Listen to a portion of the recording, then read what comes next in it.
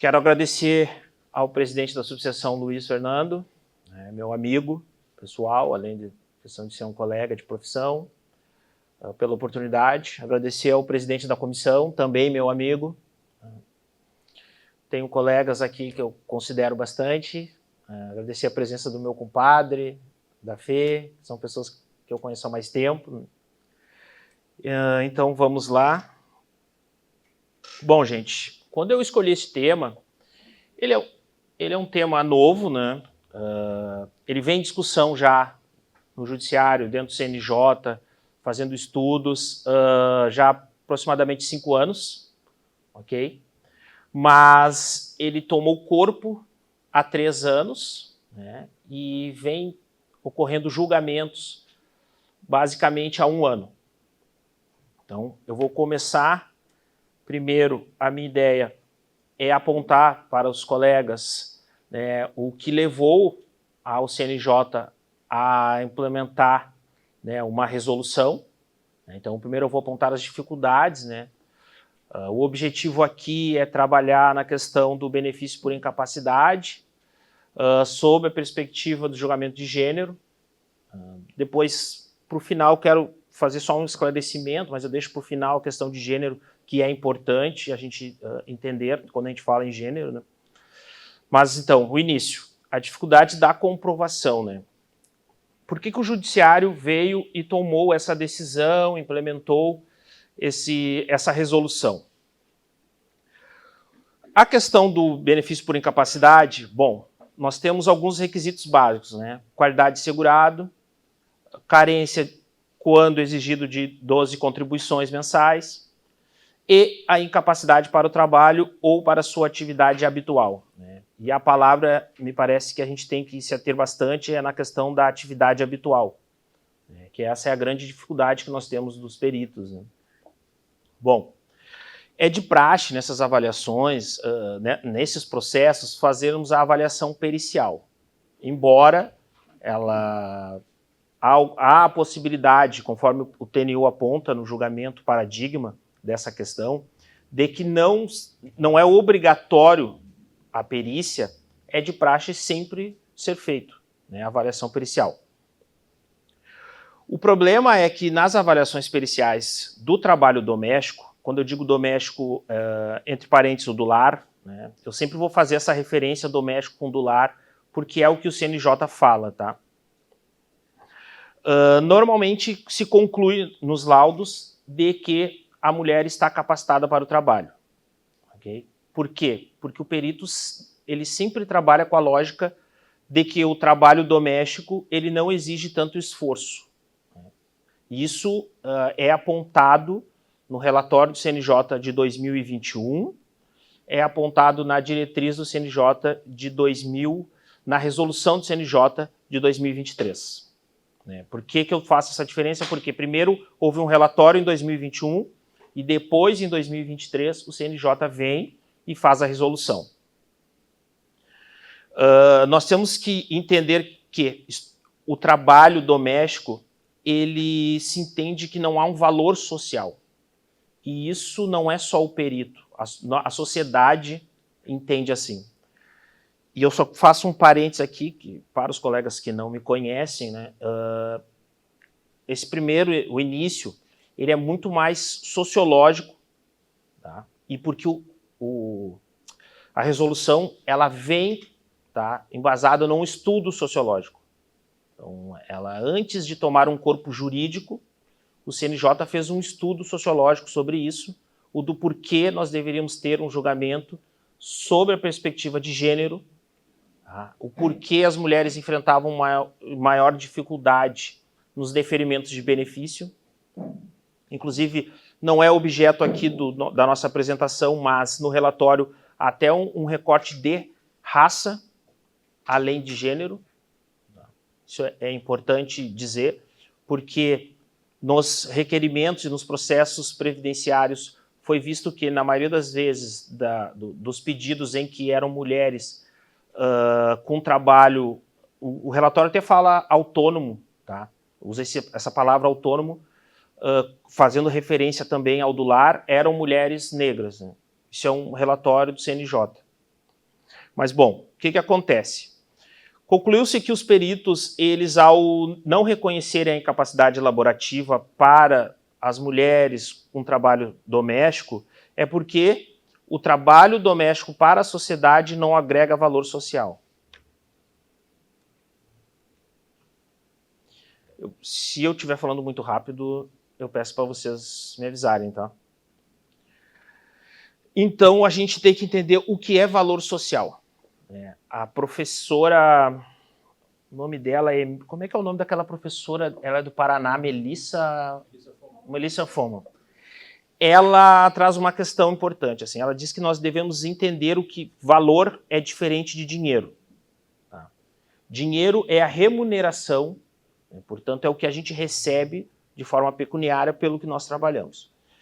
E valor social é o tempo que nós dedicamos, é o tempo de vida que nós dedicamos ao trabalho. Né? E na prática é isso que nós vendemos. Né? Quando a gente está lá no escritório, nós estamos vendendo o nosso tempo de vida. Então a mulher, quando está fazendo um trabalho doméstico, ela está vendendo o seu tempo de vida. Isso é valor social. Novamente, o valor social doméstico não é reconhecido, né? Ele é tratado como um não trabalho. É isso que o CNJ vem nos dizendo, é isso que depois os acórdãos aqui do TF4 que vem fazendo esses julgamentos, eles dizem isso. Né? Infelizmente, nas perícias não vem se dando, reconhecendo o valor social, né, do trabalho doméstico. Para essa posição adotada nos laudos periciais, se entendeu que a mulher sofre uma violência doméstica. Tá? Uma violência econômica, desculpa. O que é violência econômica? É não reconhecer a atividade doméstica como trabalho. É dizer que ela está incapacitada para exercer uma atividade laboral, mas não para limpar a casa. Não para fazer uma faxina na sua casa. Ou se ela trabalhasse, como se ela trabalhasse no escritório, contribuísse normal, ela estaria incapacitada. Mas como ela contribui como facultativa, né, ela é do lar, ela não tem capacidade. E isso vem se entendendo como uma violência econômica. E aí, só para pontuar, né, essa professora, ela diz que violência econômica retira a dignidade da mulher. Por quê? Porque a mulher já não tem uma fonte de renda própria. Então e aí, esses exemplos que eu vou dar, não é nem meu, isso eu peguei da doutrina. Ela diz que a mulher, quando precisa pedir para o seu companheiro para fazer a unha, o dinheiro para fazer o cabelo, ela já está perdendo um pouco da sua dignidade. E aí, quando ela precisa de um benefício previdenciário, vem o perito e diz que ela não tem, que ela está capaz para fazer aquilo mesmo, ela não estando, ela perde a dignidade.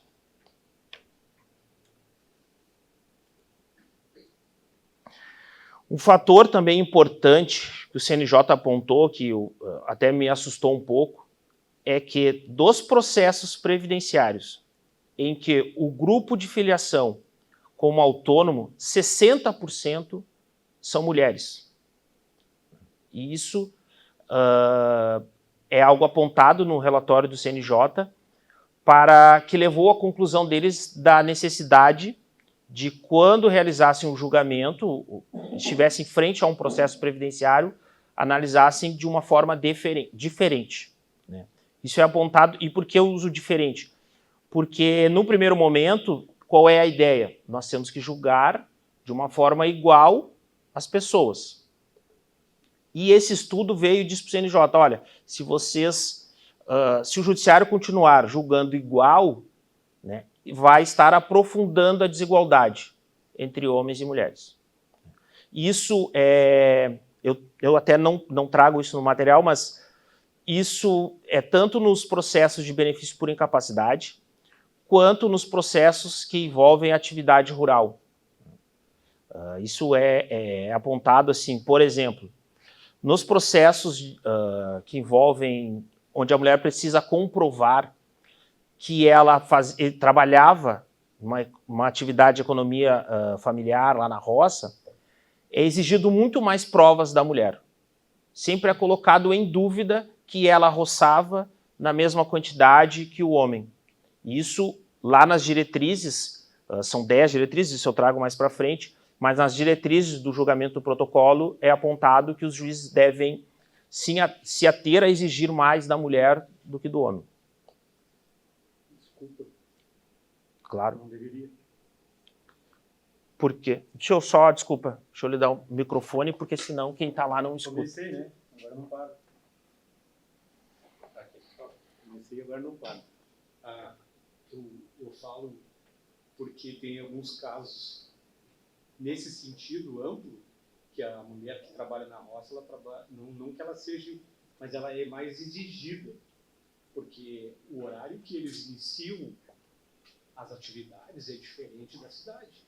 Não são compatíveis. E, no meu ponto de vista, não... Não, eu entendi, mas a conclusão que o senhor está chegando é a mesma conclusão do CNJ. O que eles vieram dizendo é que nos processos rurais estava se exigindo da mulher mais provas do que do homem.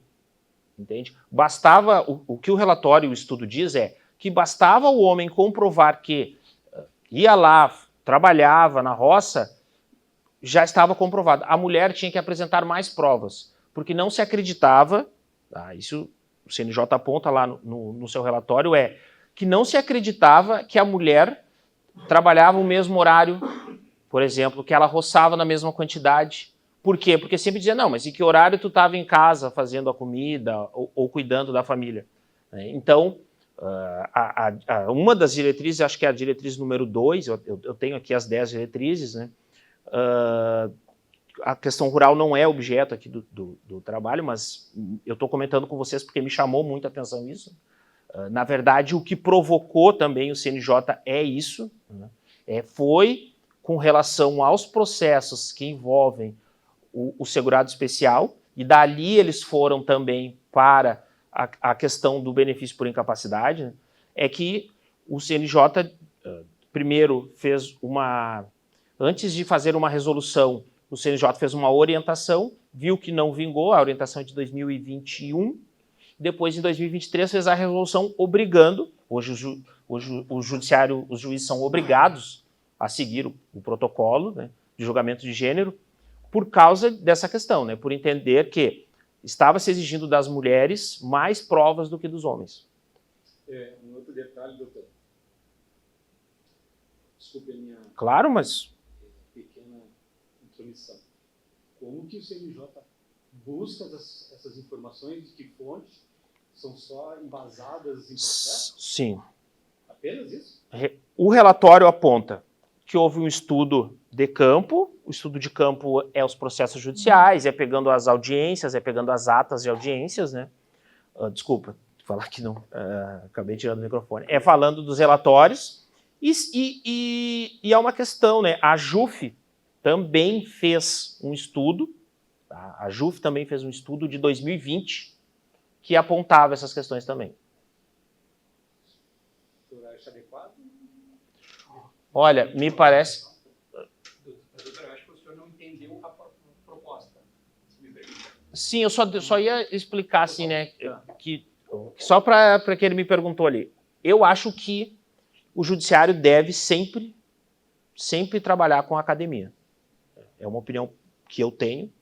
Me parece que é a academia que fornece dados, ou deveria fornecer dados, para o judiciário melhorar a sua política judiciária, né? Então, me parece adequado essas medidas que o CNJ vem tomando. Se me permite, doutor, a questão, doutor, é que esse estudo não é que o CNJ disse que isso é certo, ou que alguém disse que isso é certo, não é essa a questão. Isso é um relatório que foi feito com base nos processos, que identificou isso como um defeito do judiciário para a correção. Você falou agora a palavra correta. Eles entenderam assim, os processos estão sendo feitos incorretos, não está sendo feita a análise correta, e por isso a gente fez essa questão. Agora, faltou... É isso.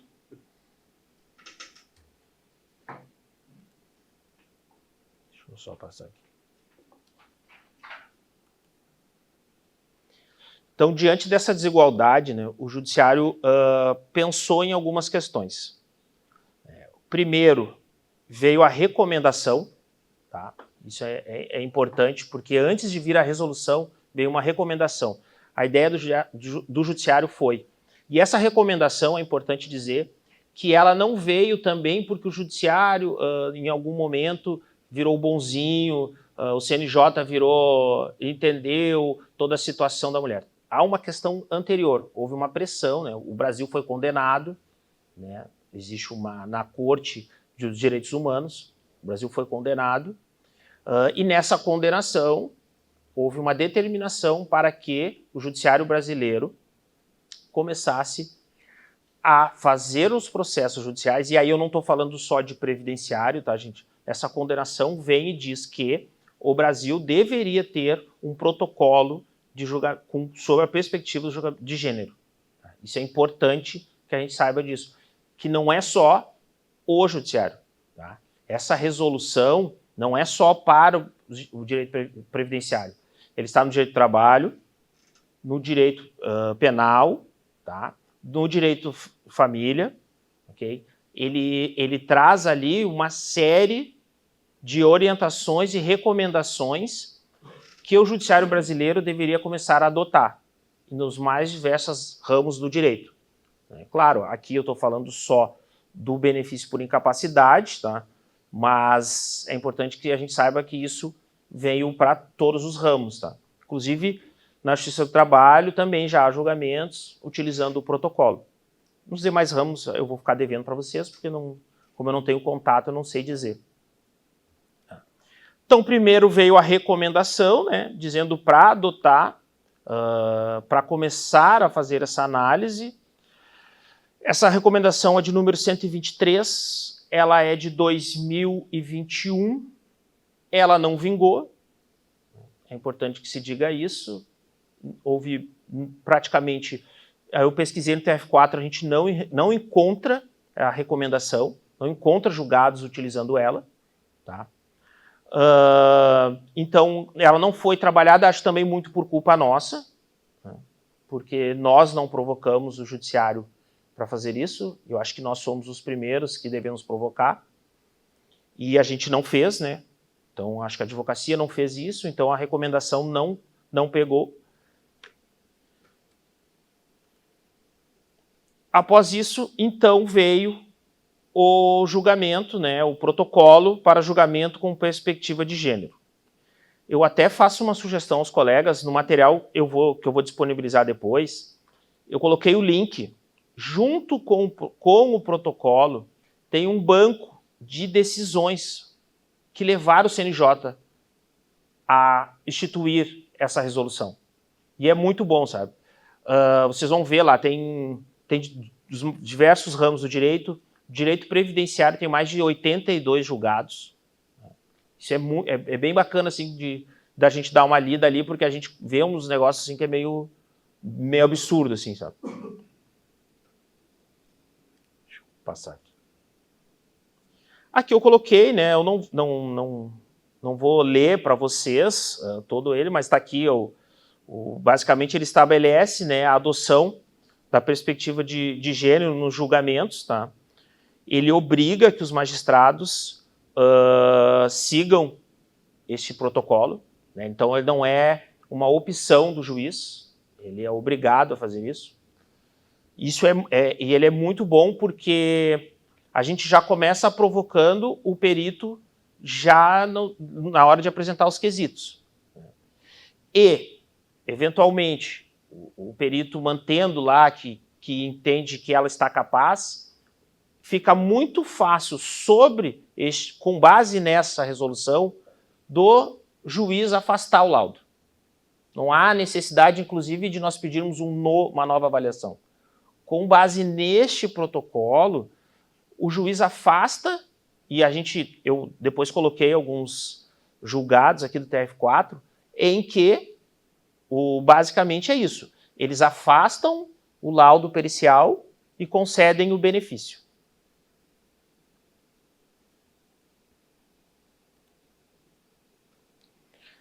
Bom, e aqui? quais são as diretrizes, tá? São 10 diretrizes. Eu fiz o apontamento de 3 aqui, porque me parece que são as que têm relação com o benefício de incapacidade. As demais, como eu disse para vocês, são com relação à questão rural. Então eu não trouxe aqui, mas é bom estar lá no material. Eu posso também mandar para vocês esse relatório. São 10 diretrizes muito boas, assim. A primeira é que os julgadores não podem ignorar a questão da divisão sexual do trabalho, tá? E que as mulheres elas têm prioridade no trabalho de cuidado, e quando a gente diz trabalho de cuidado, tem mais gente entrando? Cara, assim, quando o nome tá muito estranho, eu não tô deixando Tá. falar, mas assim... Agora a gente vai ter que correr um risco. Mara Garcia tá certo. Qual o nome? Mara Garcia. Eu não acredito. Tá. Assim, desculpa, gente. É assim, ó. A questão foi apontado também lá no estudo do CNJ, em que as mulheres trabalham em média 61% a mais do que os homens, ok? Isso se soma ao trabalho da rua, o trabalho que foi... Ah, tá. Desculpa. Não, é que o Pedro fez uma cara, eu achei que estava dizendo alguma coisa aqui atrás, muito... assim, ó, as mulheres, elas têm, além da atividade remunerada fora de casa, elas ainda têm o trabalho que o CNJ, eu vou usar exatamente as palavras do relatório, o trabalho de cuidado, né? Eles chamam de trabalho de cuidado. E o que acontece? Em via de regra, os peritos não reconhecem a incapacidade para esse tipo de trabalho, né? E é isso que este relatório do CNJ vem trabalhando isso. Aqui, ó, um ponto importante, as julgadoras, e eu vou ler e vou fazer menção a um enunciado, tá? As julgadoras e os julgadores, ao examinarem laudos atinentes aos processos de benefício por incapacidade, devem rechaçar conclusões que sugiram as atividades domésticas como improdutivas, que é aquilo de entender que não agrega valor social, inclusive quando se posicionam pela ausência de incapacidade, supondo, implícita ou explicitamente, que essas tarefas não demandam esforços físicos. Essa diretriz, com base nessa diretriz do CNJ, houve a primeira jornada de direito previdenciário, tem um enunciado de número 47. Se vocês pesquisarem jurisprudência no TF4, eles trazem muito o enunciado, tá? Só que o enunciado é exatamente o que está na diretriz do CNJ. Então, primeiro veio a diretriz do CNJ, depois veio o enunciado, né? Vocês podem, é exatamente essas palavras que estão lá, o enunciado número 47 da primeira jornada de direito previdenciário. E é exatamente e esse me parece ser a principal diretriz a ser utilizada nos processos, né? Porque isso tu afasta o laudo, é aquilo que eu estava falando antes. Você dá o argumento para o julgador dizer, você pode ignorar o laudo que não reconhece a incapacidade, porque tem um fundamento legal aqui e do CNJ lhe obrigando a seguir. Também tem uma diretriz, ela é uma diretriz mais geral, né? Isso me parece que é para... isso aqui é uma sugestão para o tribunal começar a tomar medidas coletivas. Essa diretriz, ele determina que devem ser realizadas, em razão da massividade da judicialização, deve ser realizada questões coletivas, né? O judiciário deve tomar, isso aí provavelmente vai vir. Eu não encontrei nenhuma decisão do TF4 com base nisso, né? Só do TNU, e eu até trouxe aqui, e que esse julgamento do TNU é o que está sendo utilizado pelos julgadores do TF4 como paradigma para utilizar a resolução do CNJ, embora não precisasse, me parece, mas como veio essa decisão do TNU, que é de 2023 também, o TF4 começou a utilizar ele para afastar os laudos, tá? Mas essa diretriz aqui, ela vai, o que vai acontecer, me parece que o que vai acontecer é de sair súmulas, muito provavelmente. Nós não temos nenhuma, mas a ideia dessa resolução aqui, dessa diretriz que está no protocolo é isso. É que saiam súmulas para ser aplicada de forma geral nos processos, ok?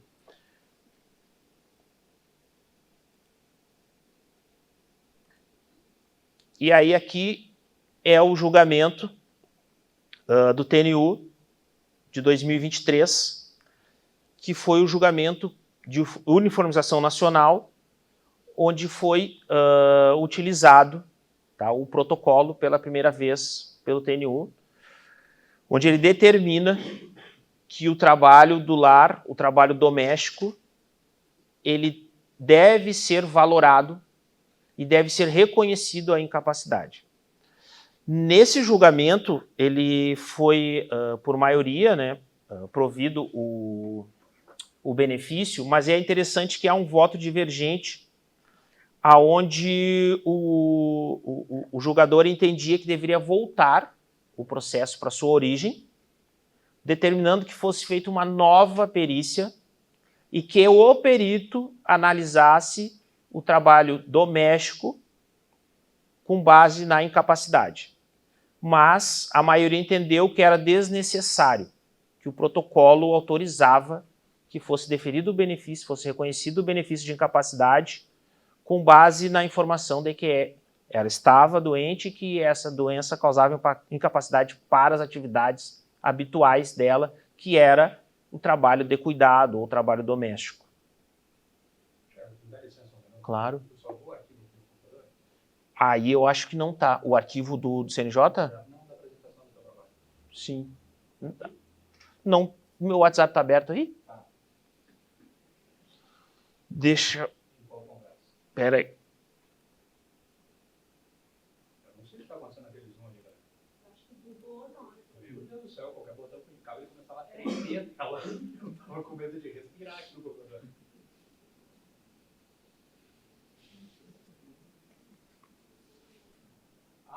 Não, assim, pessoal, a gente pede desculpa, tá? É falha minha, total. No próximo vai ser pelo Zoom, tá? Aí a gente vai fazer pelo Zoom, assim, para que todo mundo entre com vídeo e com áudio fechado, tá? As pessoas vão mandar a pergunta pelo chat ali e aí alguém lê de nós aqui, tá? Os próximos serão todos assim, nós temos um pago, daí a gente vai fazer da comissão ali e faz assim que evita o problema. A gente pede desculpa para todos vocês, mas a gente faltou um pouquinho de organização da nossa parte. Guilherme, vê se foi, por favor. Aí no WhatsApp. Eu mandei agora meu número mesmo para ti. Aí, ó. Uhum.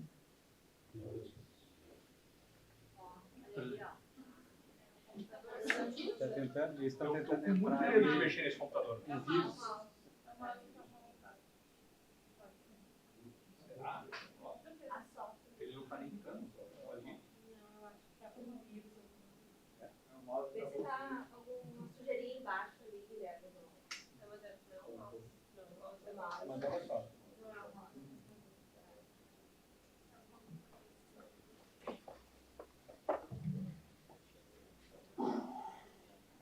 Da outra vez foi esse computador que vocês usaram? Foi, cara. Você tem que exorcizar teu WhatsApp depois disso aqui. Cara, só que falta vírus no meu bagulho. Agora baixou. Tira o meu WhatsApp aí já, por favor. Não, vai que dá uma merda e entra no meu bagulho aí, cara. Tá no da diretriz aqui, né? Tava mostrando esse texto da TNU, né? Uhum. Show, acho que tá na tela lá. Desculpa, cara. Não, mas tira aí, Guilherme, do meu WhatsApp aí que vai que...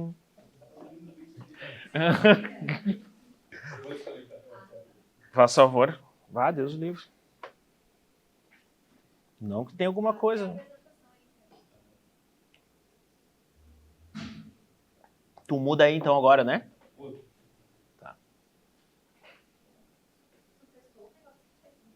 Que, como eu falei lá no início, é novo este tema, mas tá ali, tá para ser usado. Nós temos uma grande procura de mulheres domésticas ou do lar, enfim, o termo que nós formos utilizar, que contribuem para a Previdência e que têm uma dificuldade de ver o seu benefício, a sua incapacidade reconhecida em razão dos peritos não entenderem como uma atividade laborativa.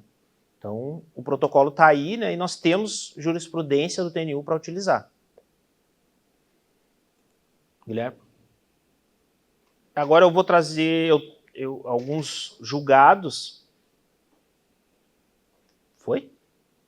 Por que eu não consigo... Ah, tá. Bom, eu não trouxe a ementa deles, tá? Eu trouxe trechos aonde os juízes falam, os julgadores falam do protocolo. Tá? Eu achei mais importante do que trazer a ementa. Bom, neste primeiro aqui é uma ação em que o perito, mais uma vez, não reconhece a incapacidade para atividade laboral, para atividade de doméstica ou do lar, né? E que, por entender que os esforços físicos não são o suficiente. Isso é muito grave, né? Porque ignorar que a mulher que limpar uma casa, por exemplo, eu procuro às vezes ajudar minha noiva, eu dou uma varrida e desisto, né? Digo para ela que eu tenho que dar uma volta com a minha filha. Normalmente eu faço isso, né? Porque eu vejo que é cansativo. Né? E, infelizmente, a gente demorou muito para perceber isso, né? Ou, no mínimo, para reconhecer judicialmente isso. Né? Perceber, eu acho que todos percebiam, mas não se dava o valor, né? E lembrando, o valor não é dinheiro, o valor é reconhecer o tempo de vida que a pessoa dedica para aquela atividade. Então eu trouxe alguns julgados, eu trouxe só 3 julgados, mas as palavras são sempre a mesma, né? É reconhecer que a atividade doméstica ou do lar, ela exige esforço físico. Né? É reconhecer que a atividade do lar ou doméstica, ela é uma atividade habitual e que pode ser reconhecida a incapacidade para isso. Basicamente, nesses acórdãos que eu trouxe, e se vocês pesquisarem mais, é isso que está se batendo. Né? Pode pular, né? Ô, Guilherme.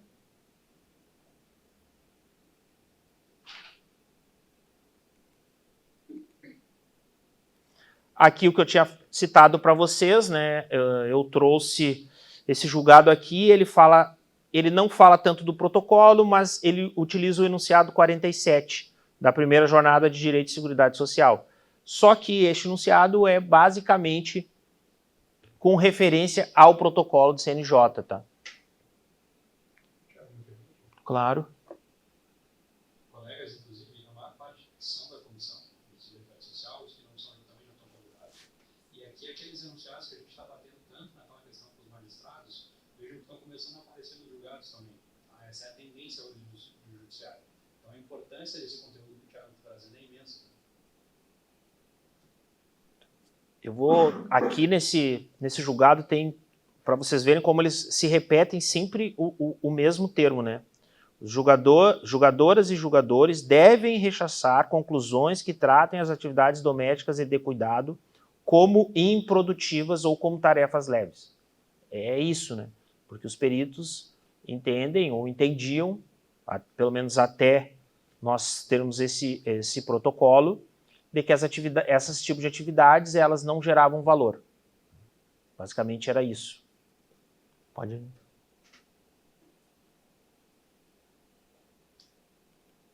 Sabe por que eu estou demorando? É porque tu está mudando aí e eu fico achando que muda aqui. Eu tô te atrapalhando de jeito de novo. De novo, mais uma vez aqui, eu trouxe um outro julgado, mesma coisa. Mais uma vez, aqui eles citam o enunciado 27 também, além do 47, mas utilizando a resolução 492 de 2023 do CNJ, e trabalhando com a ideia de que o trabalho doméstico e de cuidado, ele é sim produtivo, ele não é tarefa leve, né? Então eles utilizam a mesma coisa. Pode mudar.